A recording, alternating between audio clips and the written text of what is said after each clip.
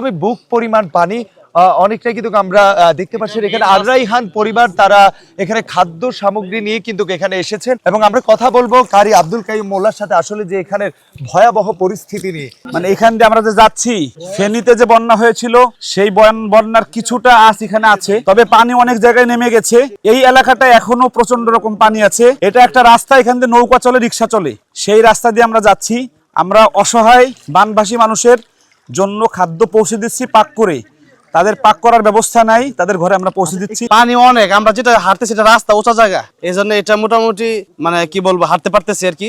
আর ব্যাপারটা হচ্ছে কালকে থেকে রোদ, এই জন্য এতটুকু নাহলে হয়তো গলার সমান পানি থাকতো, হাঁটার কোনো সিস্টেম নৌকা দিয়ে আসা লাগতো। তো যাই হোক, আজকে আবার দেখতেছি একটু পর পর বৃষ্টি হচ্ছে অল্প অল্প।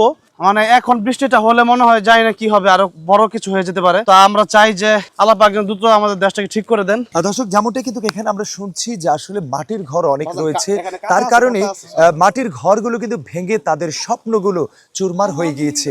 আর সেই স্বপ্ন পূরণের জন্য কিন্তু অনেকটাই চেষ্টা করছেন আর রাইহান পরিবার। আমরা কিন্তু কথা বলেছি, একটি পরিবারের ঘর নির্মাণ করার দায়িত্ব নিয়েছেন। তার কথা হলো যে আমরা খাদ্য না দিয়ে আমরা এই মুহূর্তে যদি একজন ব্যক্তি একটি ঘরের দায়িত্ব নিয়ে 1000 ঘরের দায়িত্ব নিলে 1000 পরিবার তারা বসবাস করতে পারবে।